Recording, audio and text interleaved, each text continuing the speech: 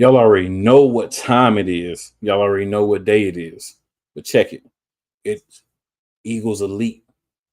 So there's a lot to talk about. You know what I'm saying? I ain't gonna beat around the bush. It's the offseason. Yeah, I get it.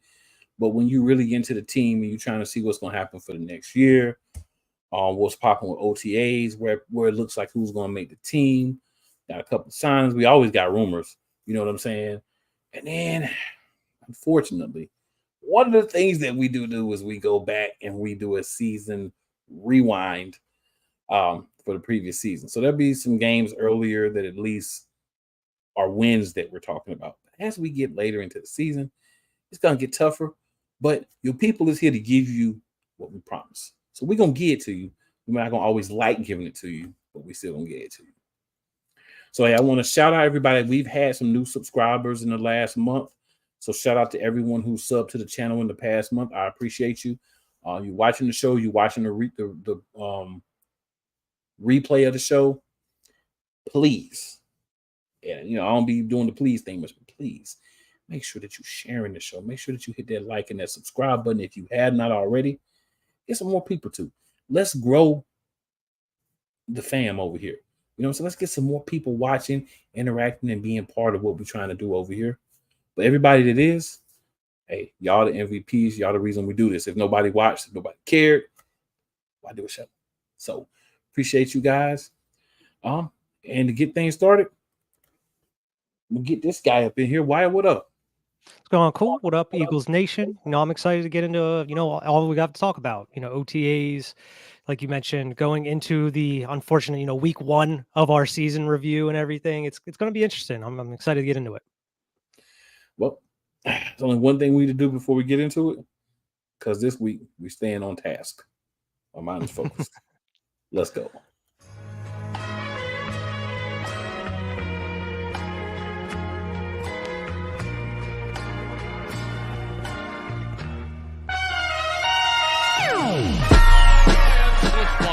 The kick is away, and the kick it's gone! And the Eagles win! It's hard to come to South Philadelphia and leave here with the win. You just don't come to Philadelphia and leave here with the win. Eagles fans everywhere, this is for you. Let the celebration begin.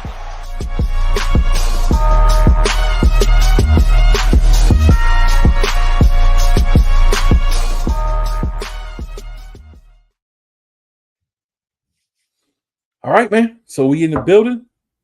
We got things rolling. So White, we already know what we starting at. You know what I'm saying? Yes, sir. News and rumors. We always got some breaking news, Eagles updates, type things and all that. So yeah, we signed John Ross. Yes, sir. Yeah, I mean, how old is he? I have to look up his age because he's been in the league for a little while here. So I guess we can still call him a veteran. He's 28 years old. I don't think he even played last year at all, did he? I think he might have been on somebody's practice squad. Okay. But yeah, he wasn't starting anywhere. Last team he was really on was like the Bengals where he was starting. He's a nice veteran presence for the locker room. Maybe get some snaps out there. I don't know if he's going to be in that third wide receiver slot spot or not. I feel like that's still going to be a battle we're going to be talking about going, through training camp and the season and whatnot. But I think it's a good addition to the team. You know how Nick Sirianni and some of the coaching staff are, just infatuated with speed. That's why Quez Watkins was here as long as he was. They want as much speed as possible on the team. I don't think it could hurt because it seems like we normally try to keep one veteran wide receiver on the squad each year. I think it's a good addition. Obviously, we haven't really seen what he can do as of recently, so I'm kind of curious in seeing what's going to happen as far as like the production he can put out there on the field during the season. So, we've talked about it before. We've seen some of these players go out there and look like the next coming of Randy Moss or something in training camp. When you see in training camp videos, we've seen Jalen Reagor look like Randy Moss out here training camp. So I can't base John Ross's production off of just like training camp footage. Once we get there, we actually have to see him step on the field and see what kind of role he's going to be in this offense, if he is going to be included in the offense, and what kind of play you can go up with now. Yeah, for me, it's just interesting. So many guys left, and we're gonna, of course, break everybody down later on. But so many guys on the team. It feels like a depth ad, Mhm. but at the same time, he is only 28, and you're not asking him to be anything more than maybe like a fourth or fifth receiver. So who knows if his experience and maybe he's learned how to be better at catching, because he's always had speed. It's never been a question. Mhm. Maybe he's learned how to run a couple of routes. Maybe he's been working on getting his hands better. So if those things have improved from the last time I recall seeing him, it may not be a bad depth guy further down the depth chart. That still is a guy that already kind of knows a little bit, right? Because you don't want a team full of, you don't want two really great receivers and a team full of unproven guys. So maybe he can, kind of sneak in there somewhere. Maybe not. We'll see, but at least he'll be there to have an opportunity for us. So I don't have a problem with the signing. No, We I don't always either. got Philly in the building. Philly says checking in. What up, Philly? Yeah, It's not maybe a great they'll insert sign. him out there in like different packages, like kind of have him, maybe a nice Smith and Paris Campbell like rotate in or out with different packages or whatever. But you can't be too predictable if you have using those guys for specific things. Right.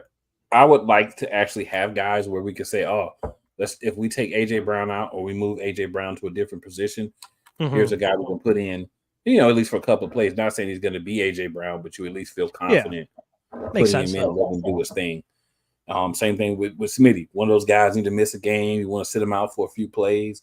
You want to kind of try to manage them better, or we hopefully have some strong games where we can afford to take out the starters early and put those guys in because we're winning, not because we're getting thrashed. So we'll see, man. I mean, it's all relative at this point. It's all what we think because it's still early enough to where we don't know exactly what's going to happen with it. But we do know one thing, and one thing for sure. When this season starts, we better have the best group of people out there, and these two new coaches better do their job, and Nick Sirianni better go sit down somewhere and shut up. Yeah. And let these dudes do their job so that we can have a better season. That's what I do know. Yeah, I don't care who you are, how much you're getting paid. You need to be having the best guy available out there on the field. I don't care who they are. Absolutely. And while we have another bit of news here as well, man, tell the people what else we had happen this past week. Yeah, I mean, it's nothing like too crazy, but Josh Sweat ended up switching his jersey number again, apparently. He was 94, and now he switched to number 19, which is kind of an odd number for a defensive lineman like that. But it's all right, I guess. I mean, I've never been a guy that's like huge on jersey numbers. I mean, obviously I think some look better for some players, but I feel like this one doesn't really matter to me. I know some people thought it was really weird, but yeah, I'm the biggest thing about me is if a number change is going to give you a fresh start, and you're gonna go out there and look like somebody who came to play, cool. If you can go out there and look timid, show up for part of the season and then disappear again, I don't care what number you're wearing. It's gonna be your last season wearing any number in Kelly green, Eagles green, white or black. Yeah, exactly. Now it's time to put up or shut up.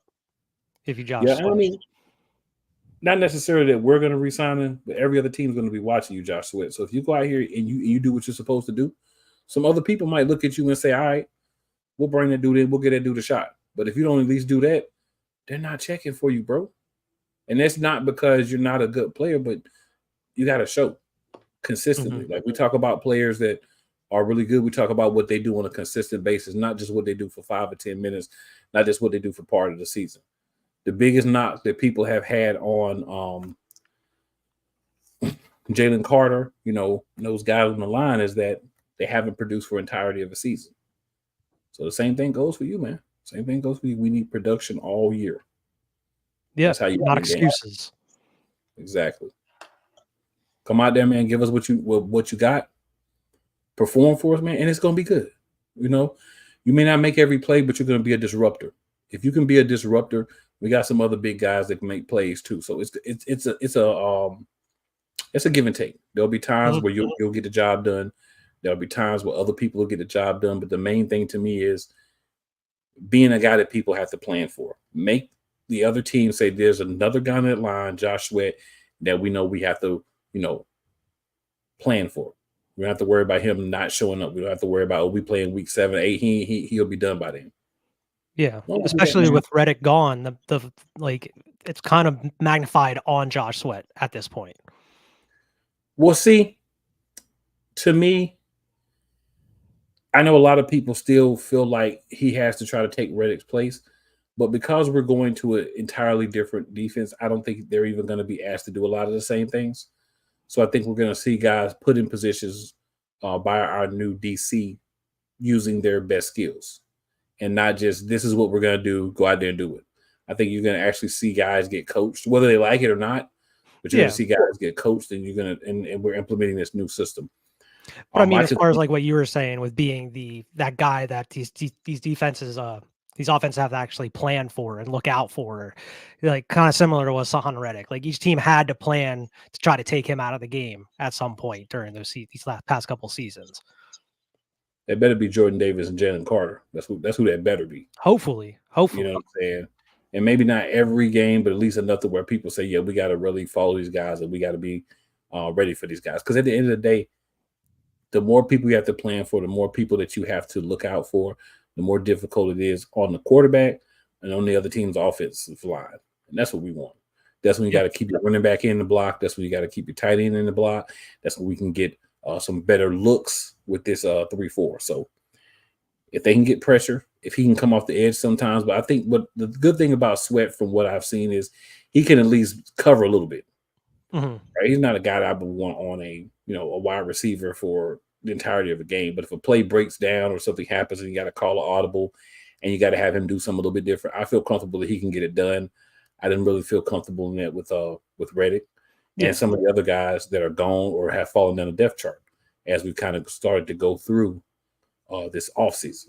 That's probably the reason why they went the way they did with getting rid of Reddick, giving Sweat another extension to see how it works out, and then go from there, like you were saying. Yeah, because he's only got 1 year. This is do it or prove it. So prove it, yeah. Yeah, so pretty much, I mean, even if he doesn't come back to Philly, he wants to show enough again to go somewhere for people to say, this is a guy that we should bring in. And make Philly say, man, we need to keep this dude on the team, and that's play.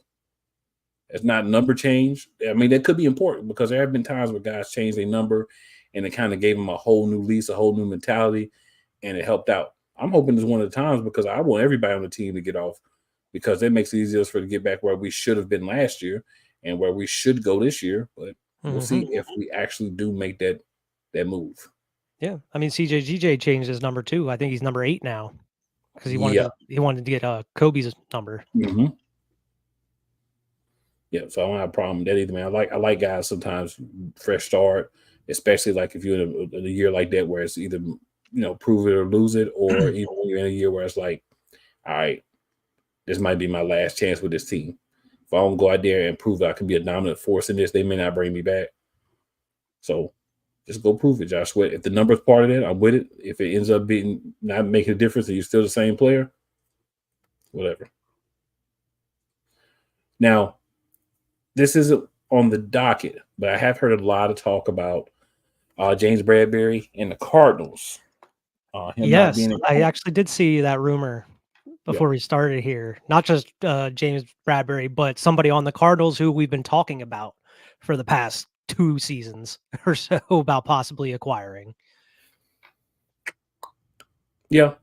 I don't know if we would be able to acquire him with Bradberry unless we were adding other pieces. Yeah, I would think I would want other things too.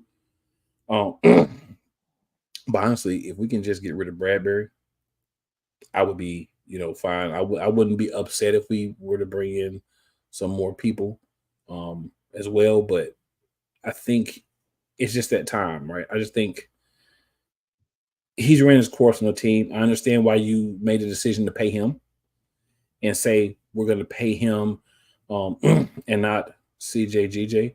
And you ended up getting Slay back too, but you actually were going to just pay CJGJ and not bring either one of those guys back at first. But he had a fallout that we didn't expect. And we'll begin to talk about it, of course, when we talk about game 1 tonight later on. But a fallout that we didn't expect. It happens. It could be a 1-year thing, but I think the contract that he has is kind of like, we can't afford for you to have that year because we needed you. And you got burnt a lot. Yeah. And you got to give us more. Yeah, and that goes into the whole like June 1st like cuts and everything. We're going to be seeing a lot of those. Not just Philly, but every team after June 1st. You're going to see all these people getting released and cut or traded possibly. Yeah, we definitely, I think, want to trade him just so that we can get him off the books. Yeah, that's the best case scenario. Mm-hmm. Because we could cut him and designate him as June 1st. You know, we could have did that a month ago. Yeah, but what was I forget what was the dead hit? Like 13 mil or something, 14 mil. mil. It is ugly. Yeah, that's why I say they want. I know that the plan is to try to trade him just because of the cap situation. I think there's somebody out there who would look at him and say, I think he's a guy that we could bring in, especially a young team that doesn't really have. They're not paying the quarterback and the wide receivers and stuff yet. They may say we'll take a poll on him for a year or two. Veteran CB, especially if you have like a younger CB room, bring a veteran presence in there, help out a little bit. Maybe fresh new start, something he needs, especially with old Jonathan Gannon over there. Oh yeah. So hopefully, everything steps up and everything moves in the way we needed to move for that. Because staying away from, like, for me, I understand the off-season talk and everything. And unless you were specifically told, like, hey, don't even worry about showing up to camp. I just don't like not going to OTAs. You know what I'm saying? Unless you were told to stay away, I don't like not going to OTAs because that's when the team starts to gel. And whether you feel like you're going to be a part of the team or not, you are a part of the team now. Mm-hmm. You know what I'm saying? And unless they want you to stay away, that doesn't help with your trade value. So, yeah. You know what I'm saying? Yeah, where it's like normally I feel like each year you see some of these veterans that have been around quite a long time in the NFL. Like they kind of are fine with just skipping OTAs. They're come back right beginning of training camp like they never left. Where it's like I noticed Kelly Ringo was out. I think it was. He didn't come through OTAs, and it's Ringo like should be at OTAs though. Exactly. That's one person that needs to be at OTAs if you want to compete. Bradbury, if you want to stay, you should be at OTAs because they're bringing in more people at your position. Ringo, they're bringing in more people at your position. What are you doing?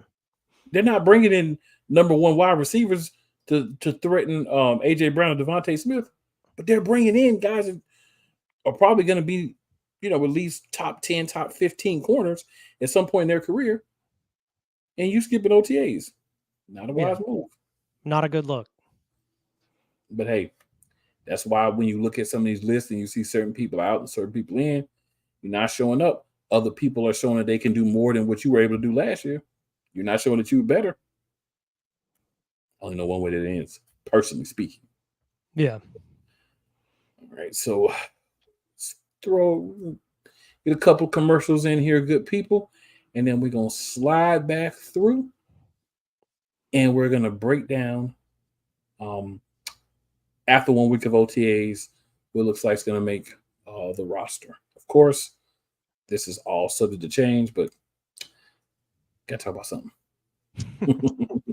Join the transporter to Hades. Your butt and gut becomes one. Join the reformer of hooker whores. This is my daughter, Placenta Booty Johnson. Join the bronze god. Whenever you are in distress, take off your baseball cap and throw it in the air. Join your very own superhero of broadcasting, Chris Bass. So whatever color crown they get, they palm it and do 2 circles, and that translates to, I can be the black people. As she takes you through the week's paces in Baseline. Live every Saturday at 8 a.m. Eastern, 7 a.m. Central, Pacific time zone people, just stay asleep when this is on live and just catch the recording. Oh, I'm sorry. Exclusively on the Chris Bass YouTube channel.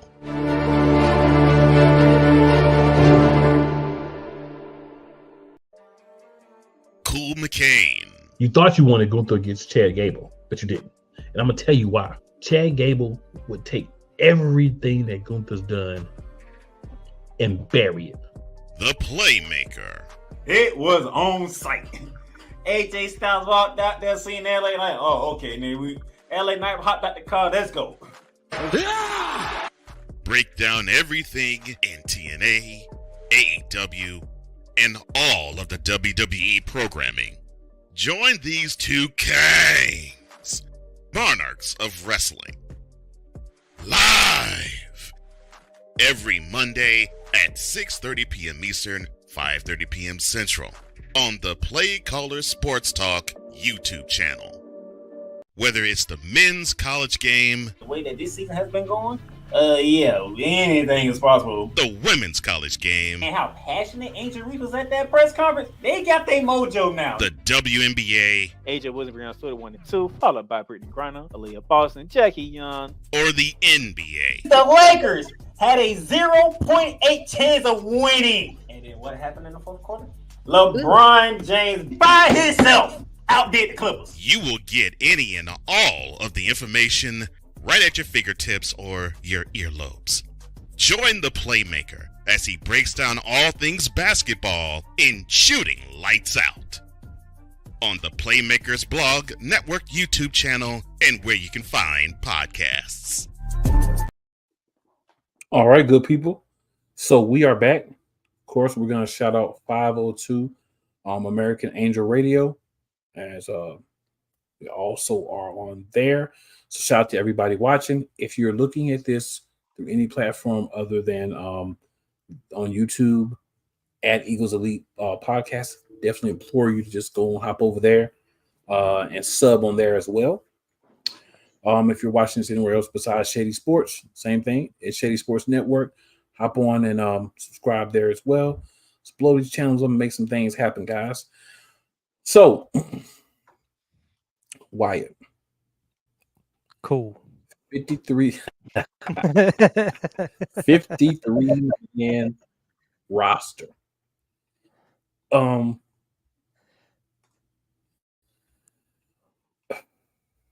After the collapse last season, which is one of the things we talked about, I didn't like, they have more OTA sessions and more mini camps.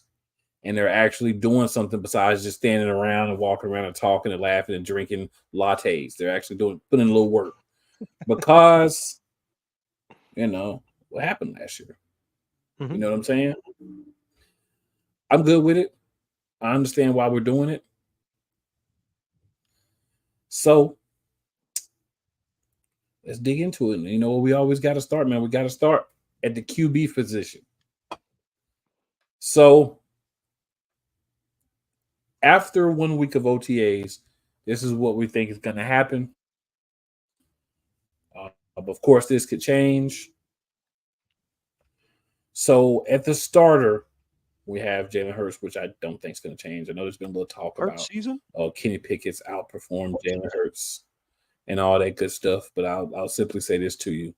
I also heard a rumor that Ronald McDonald was the best wide receiver that we had on the field from sources, probably the same sources that have been telling y'all that Kenny Pickett outperformed Jalen Hurts. Could he have looked better against like second team than Jalen Hurts looked against the first team? Possibly. But isn't that showing how good all these additions are, that he may be looking better against the second team than Jalen Hurts is looking against the first team? Just a thought. And then backups, we got Pickett at QB2, and then McKee would be that essentially emergency quarterback at 3 for us.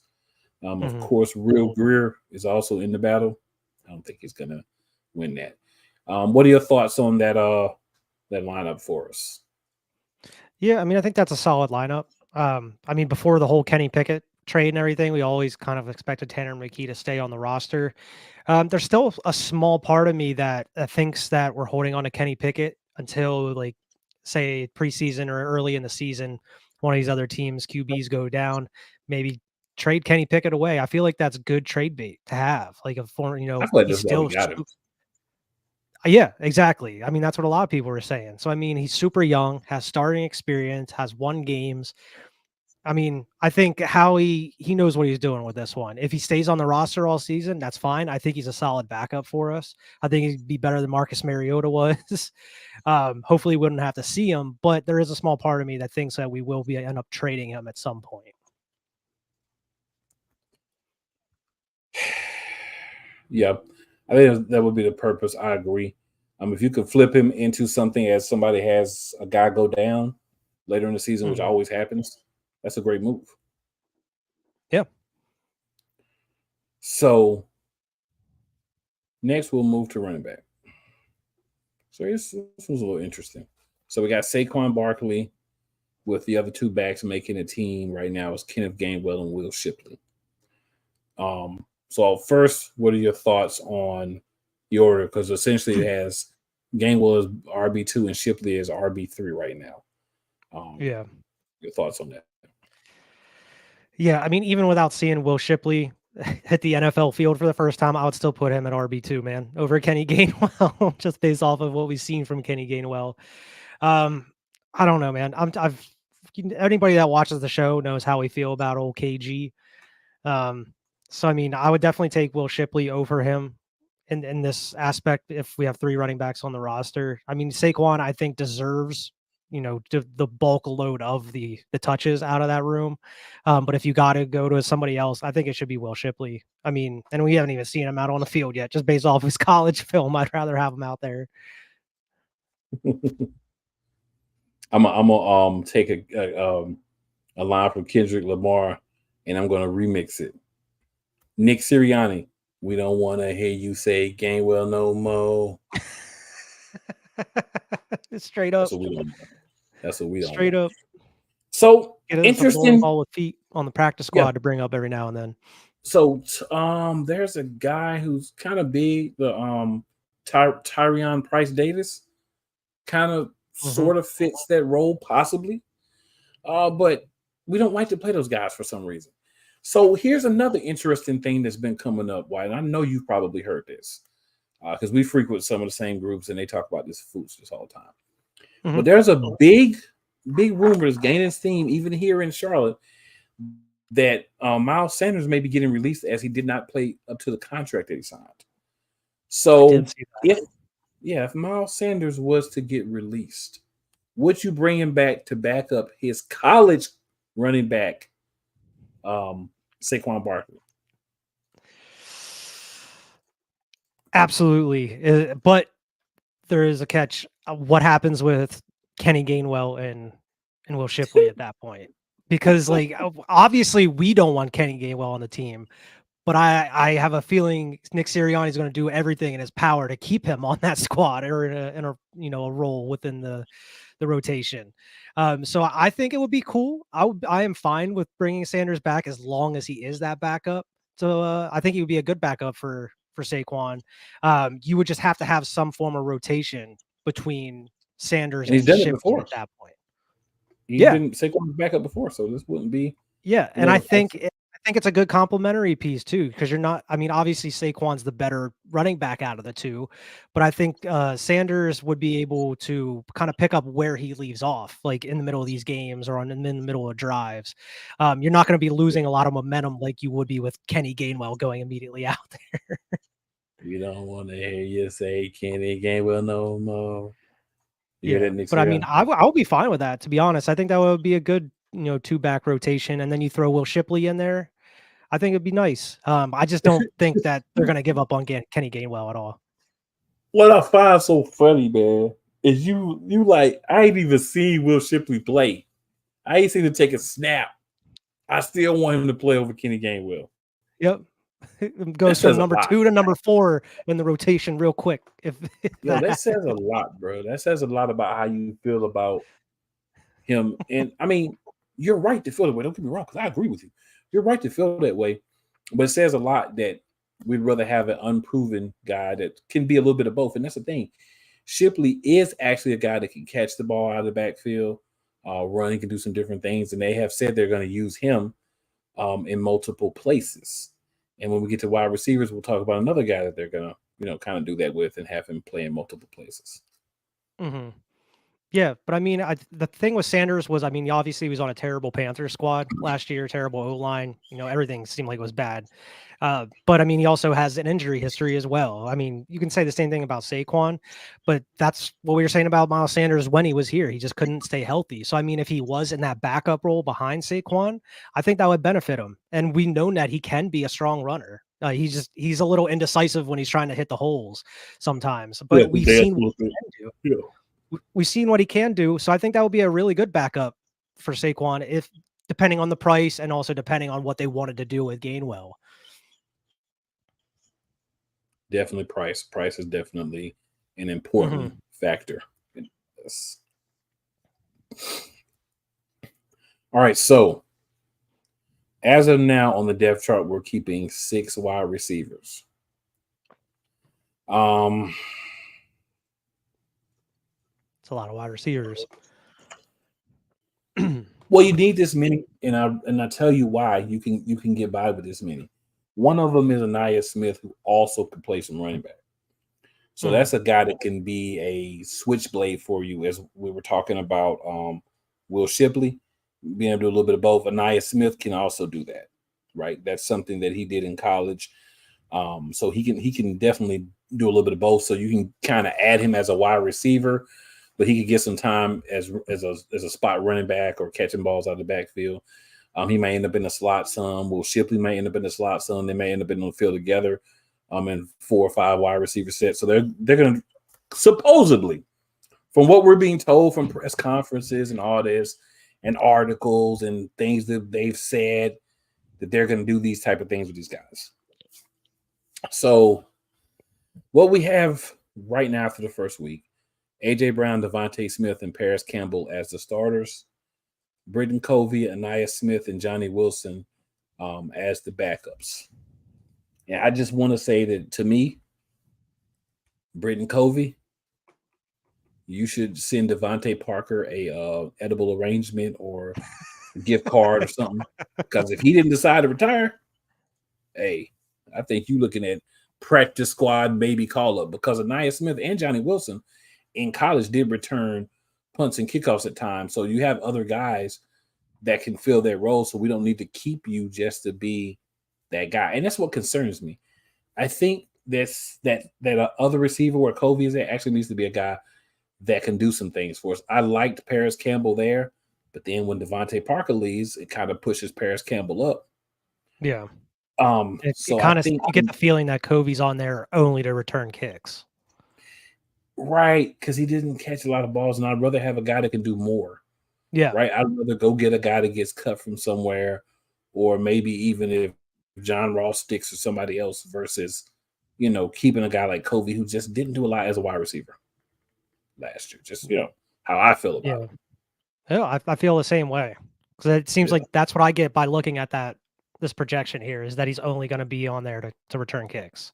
Everybody else would just kind of be, rotating out or, filling in for that wide receiver 3 spot. And that's the thing. Like, A.J. Brown needs to come off the field sometimes. Devontae Smith needs to come off the field sometimes. We don't want these guys on the field every play. Then we learn from watching the Denver Nuggets, you can't play guys the whole game. They need backups. They need to be able to take some plays off. I understand that you only play offense, so you only on the field a certain amount of time. But you don't want guys playing every snap. You should be able to get some breaks. So getting a better number 5, 6, or 4, whatever number you're looking at Britton Covey at, getting a guy that's more likely to be able to step in for Brown or Smith for a couple of plays, to me, makes more sense. And I don't think you want to put it on rookies early in the season, right? If Smith or Wilson just really catches on to things, does a great job of understanding what they're expected to do, and they get to the position where they can do that, that's one thing. Yeah. But that's where it would be nice to have like John Ross or another veteran or so on there, so you don't have to put everything on 2 rookies having to step up. Exactly. All right. And then at tight end. I look at tight end, y'all, and this is what I think to myself. Why? Why? And again, why? Yeah. It's so many chances to correct it. I mean, you still can technically before the season starts, but I feel like something needs to be done here. So the starter, we have Dallas Goedert. And the backups in the order of where they are now: Grant Calcaterra, Albert O, and then CJ Uzomah. CJ has to move up this chart. You can't sit here and look me in my face and tell me that he doesn't come into this organization with more of a pedigree than Albert O. After what Albert O did. I know people want to say, oh, he needs another chance. He didn't really get a chance, blah, blah, blah.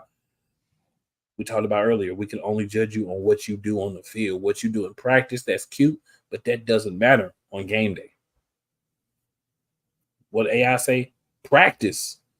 We're talking about practice, not a game, but practice. And I kind of felt that way to go off subject a little bit when Nick Sirianni was talking about doesn't game well last year. I'm like, bro, you keep talking about practice, but in the games, he doesn't look like that. Yeah. So that was another problem for me. All right. Yeah, and you know that Goddard's going to be missing 1, maybe 2 games this year. So we're going to be seeing some of these backups at some point. Yeah. All right, so we'll move on to offensive line. So our starters right now, Jordan Mailata, Landon Dickerson, Cam Jurgens, Tyler Steen, Lane Johnson. I think we pretty much expected that. Backups, Fred Johnson, Mekhi Becton, Trevor Keegan, Dylan McMahon, Matt Hennessy. Steen, of course, your right guard. Trevor Keegan and Matt Hennessy, they'll at least offer some competition, so to speak, just not to lay the job at his feet and say, here you are. But I don't see a way that he loses that job to anybody right now, because I think Hennessy's value is the multiple positions he can play. So if you keep a guy like that readily available to go in and play either of the positions that he can play, it helps you out more in the long term. Big time. And Trevor Keegan, he plays center, but I believe he plays guard as well, doesn't he? Yes. Like he can move back and forth. Yes. We love the guy that can play at multiple positions on the offensive line. In the way our guys do get hurt, not necessarily missing a lot of games, but just hurt. It makes sense. So, defensive end. This is what we have at defensive end. We'll have Bryce Huff as one starter, Josh Sweat as one starter, and then Brandon Graham as the backup. So we're keeping, based on this so far, 3. This is a time where I say, wow, we got 4 tight ends. Let's get 3 tight ends and get another defensive end, because the defensive end is going to be more important to us than the 4th tight end. Facts. 100%. Any other thoughts you have on defensive ends? No, I'm 100% agreeing with you. Because, I mean, obviously, Brandon Graham, this is his last season. He's getting up there in age. He has been able to put some numbers up in that backup role over the past couple of years, but you can't expect him just to step up in case like Josh Sweat or Bryce Huff goes down. You need to have another body in here. Yeah. Definitely won't disagree with that. So, at the Sam linebacker edge rusher position, right now, what we have is 2 guys, and that is Nolan Smith as the starter and Jalix Hunt as the backup. So, what I like about it is we finally might get some Nolan Smith sightings. We've been talking about how he was a younger version of Hassan Reddick. Well, hey,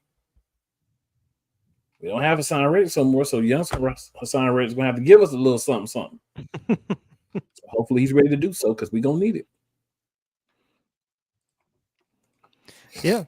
I mean, he has a huge opportunity to come out here and prove everybody wrong. Because, I mean, everybody was kind of doubting him all last season, even though he wasn't getting the snaps that he should have.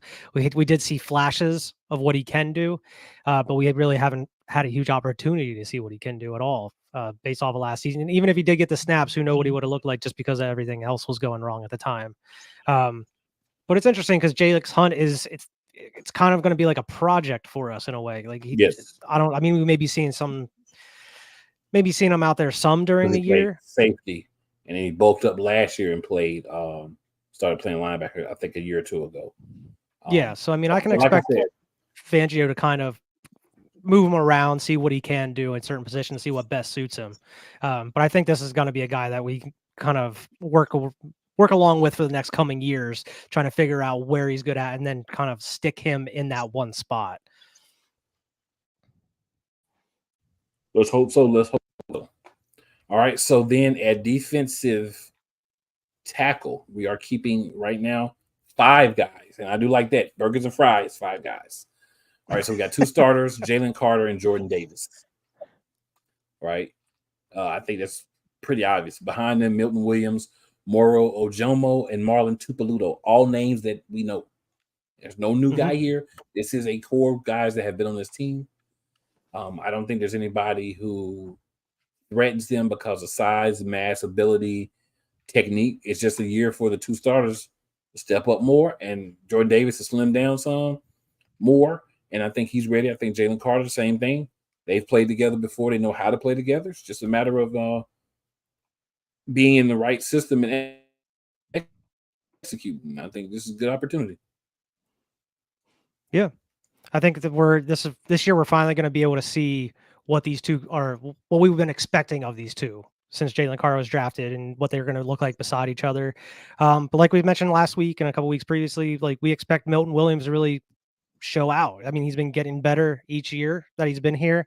I expect him to have a huge role this season going into the season. I mean, Moro Ojomo and Marlon Tupeluto, they've been decent for the snaps they've been given.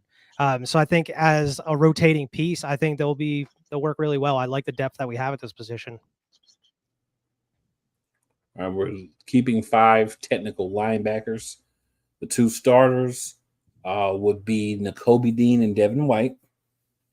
Backups would be Zach Bond, Jeremiah Trotter Jr., and Oren Burks. So Nakobe Dean gets to start there, but a lot of momentum picking up for Zach Bond with Vic Fangio. So, Nakobe Dean, Devin White. Either one of you guys don't do your thing, Zach Bond is waiting to take your job. So be ready. And Jeremiah Trotter Jr. is learning, and he's expecting to take somebody's job, I'm sure. Yeah, we're finally taking the linebacking position seriously this year after seeing what all the other teams in the playoffs were able to do with decent linebackers and everything. Yeah, I mean, I think Nakobe Dean, he's going to have to do something this year because, I mean, I think the magnifying glass is on him. I think he's going to be under the microscope. So, I mean, whether he gets hurt, which has been a thing over the past couple of years with him, or the play just doesn't look good. He's not there. All right. Devin White, he went through some stuff in Tampa Bay, ended up getting benched. I think he's looking for a fresh start here. We all know what he can do. He can be a dominant linebacker. He can be elite. We just need to see that play out of him. But like you said, Nakobe Dean, if both of these guys aren't showing up, Zach Bond and Jeremiah Trotter Jr. are just waiting for their opportunity. And I mean, I think it's good depth to have. It's not like we're going to be scrambling around trying to find a free agent linebacker or something if something happens in the middle of the season. Definitely. So we're going to take a quick break here. Hop on a few more commercials, and then we'll return. We'll continue this, and then we got to preview the game. We'll review the game from last year. So we're probably going to bump the wide receiver talk till next week. Just for time saving purposes. So y'all tune in next week and we get that and some more goodness. Always goodness. All right, so guys, let's get into it. Drew Willingham. In this case, yeah, you put the blame on Kyle Shanahan for apparently not preparing the team enough for the overtime rules, supposedly. Cole Johnson. Peyton was considered a winner, and he was the darling of all darlings for Gerald. With a special appearance by Tyrone Alizé McDummy. Ain't nobody calling me. Text delete. Join these 2 football enthusiasts as they give you Total Football Talk. Live every Monday at 4 p.m. Eastern, 3 p.m. Central. On the Sertoba Media and the Comey Media YouTube channels.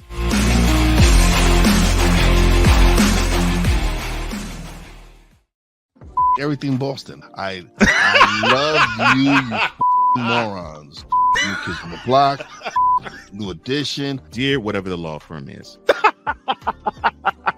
Sincerely, the U.S. Supreme Court. Ben Affleck, Matt Damon. Go yourself again. Jason Whitlock.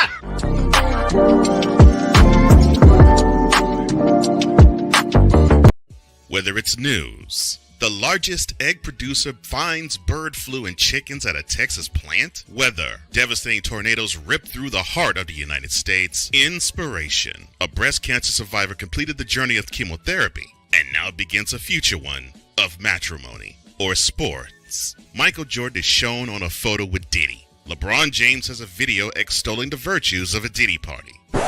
This has been yet another beating a dead horse presentation. We got you covered. BS3 Network proudly presents The Morning Shift with Cole Johnson, live every weekday morning beginning April 29th at 8 a.m. Eastern, 7 a.m. Central.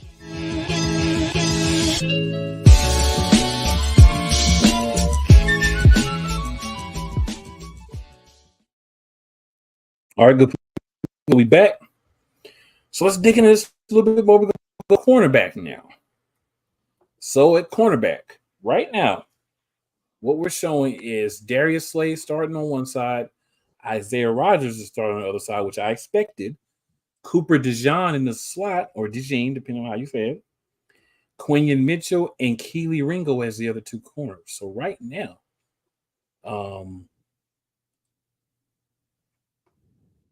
this could be interesting because DeJean and Quinion Mitchell can both take snaps in the slot, and Mitchell can also be a backup for one of the outside corners. So this another position where I'd rather see another corner there. So everyone kind of has their own select backup. But we got 4 tight ends. We got 6 receivers. One ain't really going to do nothing but return kicks. So there's some positions I'm kind of like right now. So we're going to see how it moves, but it's how I'm side-eyeing right now. Yeah. All right. I mean, we kind of talked about James Bradbury possibly being traded or cut, what have you. He's not expected to be on the roster. The big surprise looking at this is, Avonte Maddox. Like we signed Avonte Maddox after releasing him, brought him back on a 1-year deal. Expected him to kind of maybe be the backup or the rotating nickel CB at some point. But I mean, it's possible he may not even make the squad, especially with some of the young talent we got on here. The draft changed Avonte Maddox's standing with the team. Yeah, that's truly what happened. The draft changed, I think, his standing because they didn't expect to be able to get 2 cornerbacks, and they did end up getting 2. Yeah, so I think that changed things. So yeah, I'm fine with it. But Ringo, that's why you got to be at camp. Right now, you number 5. That's why you got to be at camp. Exactly. Whatever camp it is, OTAs, VTAs, VTOs, PCPs, whatever. You need to be there. Yeah. I mean, like you mentioned, you have 4 tight ends. You end up getting one of them. You could easily bring Avonte Maddox back that way, because you can have Cooper DeJean playing at safety. You can have him playing at other positions as well. So with the being able to move different guys around, it can be able to do different things on defense, keep that offense honest. And also you can have Avonte kind of rotate in and out. Cause I mean, his problem is mainly staying healthy. He cannot stay healthy all season. Other than that, he is a decent player. He can go out there and do the same thing, like what he's been able to do. Now, do the injuries kind of hinder his impact on the field? That remains to be seen, because he seems like he still has it. But he just can't stay healthy at that point. That's why I wouldn't mind bringing him back on just a rotating piece. He's not going to be the starter or anything, but as long as he's rotating in and out and getting some of that rest that he needs, I think he would be a decent piece for this defense still, instead of having to rely on Kelly Ringo or having to rely on some of these younger guys, when you can use them elsewhere in different packages. Now, will they do that? I don't know. Who knows? Because I mean, these guys love keeping some of these not fan favorites, but their own personal favorites around for a little too long. So if he goes, I wouldn't be surprised, but if he stays, I wouldn't be surprised either. Well, I wouldn't be surprised if he goes, because Ringo's not going to be used in the slot. He's not there to be a slot. So I think the difference is, do you have a guy that you know is going to be an outside cornerback for the team in the future, possibly? Or do you have a guy that's probably going to be gone after this year and probably going to be hurt half the year? It makes more sense to keep Ringo because you need that. And I get the 4th tight end, but truthfully, if we get rid of that 4th tight end, I'd rather have another defensive end before I would have. So who would you fill in for slot if Cooper's not there? Would it be Quignon, or would you move CJ/GJ to slot? Yes, it would be Quignon. It would be Okay. Quignon, or you could have CJ/GJ depending on what you're doing. Gotcha. That's the benefit of having CJ/GJ on the team, because you can move in different ways because he is able to play multiple positions, and so is Quinyon Mitchell as far as inside and outside corner. And that dude's technique, man, it's everything I thought it was. That brother has some technique for days. I love it. Yeah, he really does. So on to safety. So we're keeping 4 safeties. So Reed Blankenship will be one starter, and CJ/GJ will be the other starter. Tristan McCollum and Sidney Brown will be the 2 backup. Sidney will start the season on the PUP list more than likely. So they'll give you 3 safeties, but again, DeJean can play some safety as well as some slot corner. So again, another versatile piece that can cover things and give you another slot to use somewhere else while you're waiting to get Sidney Brown back. And when Sidney Brown returns, you got to play him, because I love Sidney Brown.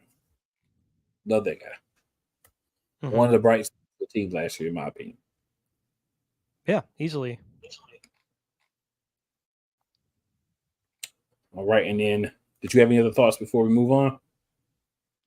No, man, I'm good with that. Okay. And the kicker, we got Jake Elliott, Rick Lovato, and Braden Mann as the punter. Rick Lovato, of course, is the lone snapper. These 3 positions are the easiest to pick, besides the top 2 wide receivers and the top running back, right? And the top quarterback. Very clear who was going to be those guys. No questions. No, I don't know, maybe it should be this. No, we know who it is. It's all good. It's done right. We can move on from that. We really can. Yeah. All right. Braden so such a good pickup for us. Yeah, it's a great pickup. Great pickup. So Wyatt, we got one more thing that we will be discussing today. I'm gonna let you head that off. We're gonna be talking about the 2023 season week 1 game, Philadelphia Eagles review. Yeah, for those who don't know, if you've been living under a rock, we played the New England Patriots to start week 1. To start the season off, we played the Patriots. What was it? What's his name? Old Mac and Cheese, Mac Jones on the other side. Mac and Cheese. Made him look like Tom Brady. He was out here throwing for 316 yards and 3 touchdowns. He did get throw a pick 6 though, Darius Slay at one point. But man, we've talked about it ever since the season ended. The signs of this team and the signs of what this team became, not even became, because it was there from the start. Everything we complained about the whole season, and especially, the huge, cliff that we jumped off of towards the end of the season, all the signs were there week 1. Everything from the QB draws to the overuse of the screens to not scheming wide receivers open to the defense just not even knowing where they're supposed to be, leaving the middle of the field wide open. It started off decent for the defense. We were able to get that pick 6, able to get that fumble recovery and everything, but it went downhill quickly from there. The offense, it had its moments of driving down the field, but they were just not able to do anything. They weren't able to get any touchdowns or score really at all. I mean, Jake Elliott was the MVP of this game. And I believe we even gave him the player of the game back when we covered the week 1 game. Yeah, I believe he was the player of the week in the NFL for special teams. I think he was too. So, it wasn't great weather. It wasn't pouring, but that's still no excuse to come out and look the way you did week 1 against a bad Patriots squad, man. Jalen Hurts didn't look great. He was getting sacked left and right. Didn't really know where to go. They were trying to force the QB draws down our throats. Even in week 1, they were trying to do it. Kept getting them sacked. There was no guys open whenever he was going back to throw. Just if you look at the stats, immediately one thing that sticks out: Kenny Gainwell, number 1 rusher, 14 carries for 54 yards. DeAndre Swift had 1 carry for 3 yards. And this is a theme that happens the whole season. You are not using DeAndre Swift to his full capabilities. you're not playing to his strengths whatsoever. Boston Scott, 1 carry for 3 yards. But you have Kenny Gainwell and Jalen Hurts leading the team in rushing attempts. It's outrageous. And I mean, the top receiving for us was A.J. Brown with 79 yards and 79 receptions. Devontae Smith, 7 receptions for 47 yards and a touchdown. And that touchdown that Devontae caught was a nice throw by Jalen. He put the ball right where it needed to be. It was a tight throw. But man, everything that we complained about all season long was present in this game. Everything. And it's amazing how you go 17 weeks, 17 games, and you don't fix one single thing from week one. It was mind-blowing and infuriating all at the same time, because you were up at one point, what was it, 14 or 16 to nothing? 16 to nothing. 16 to nothing. And you then had turn around in the second quarter and let them score and let them get 14 points. So by halftime, it was 16 to 14. Yeah, but when you were at 16-0, you had opportunities to score. You could have been up another 2 touchdowns on top of that, and you could have put this game far out of reach. Instead, you end up fourth quarter, a couple minutes left, going back and forth, hoping they just don't score, hoping our defense, who's getting burnt all game, can get a stop. And that should have never happened. And there's multiple games we're going to be covering throughout the next, 17 weeks of the show, where we're going to be going through the exact same thing. Oh, we're having a heart attack in the fourth quarter because the team couldn't step up through the rest of the game, even though you had every single possibility to do so. You had the possibility to put this game out of reach, but you chose not to. For some weird reason, you just could not put a decent offense or put a decent defense out on the field. And it's just amazing. It's just, if I'm flabbergasted to see that nothing was fixed within 17 weeks and everything's apparent in week one. It's outrageous. It made me mad watching this game over again. And so when I look at team snaps, stats, that's kind of where I get concerned. Mm-hmm. Total yards, we only had 251. We only had 154 passing yards. We did have 97 rushing yards, and we averaged 4.1 yards per play. But the Patriots had 382 total yards, 306 passing yards, 76 rushing yards, and they averaged 4.9 yards per play. Mm-hmm. We only had 17 first downs. They had 24. We converted 4 of 13 for third downs. They converted 5 of 15. We only tried 1 fourth down. We didn't convert it. They converted 1 of 4.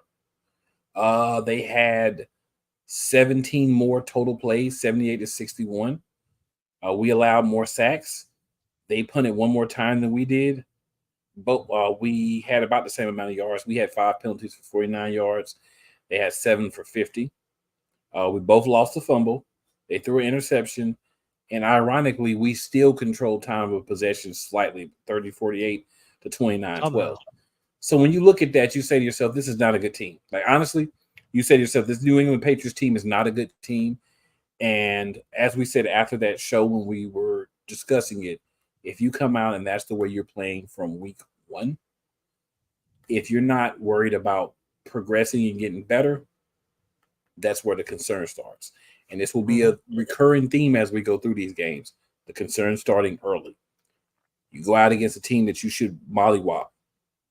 The league gives you a bunny week one, and you have a tough fight.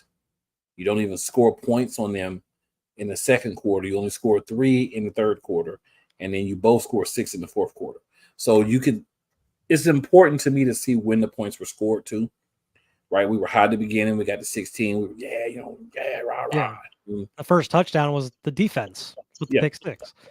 And then you get to attempting to get more. Second quarter, everything dies. And that was another thing that concerned me, everything dying in the second quarter or whatever quarter. But rather than dwell on a difficult outing, I will say we did get a win. Yeah. Right? We did get a win.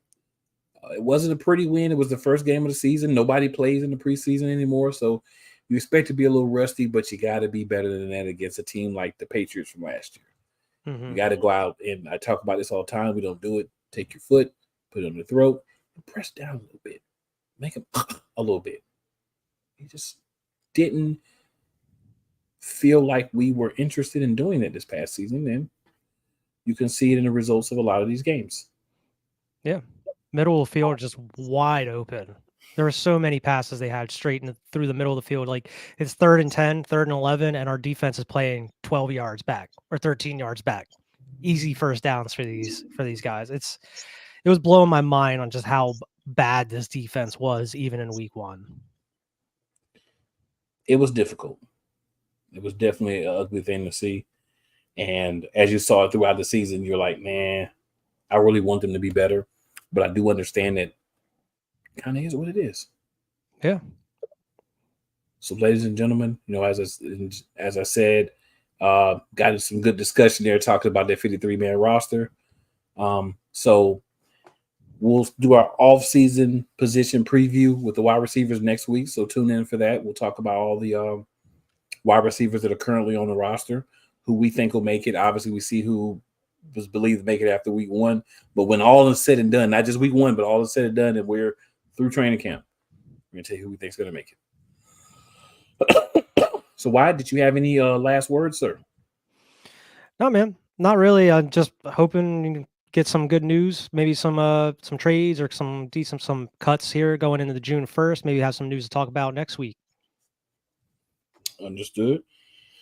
Just want to say, man, it's always fly, Eagles fly. # be elite. Yes, sir. Make sure you tell 4 of your friends and 4 of your enemies. Just because they don't like you doesn't mean they won't like us. And then, it's never where you start, guys. It's always where you finish. That could be the theme of the Eagles season last year, too. Yeah. But I digress. We are out. Thank you, everyone that watches. Thank you, everyone that will catch the replay. Shout out to everybody. Shout out to Benny Boom as well. Hat game. Thanks. Ridiculous. All thanks to Benny Boom. Be lacing us up with some good derbies. So we out. See you next week.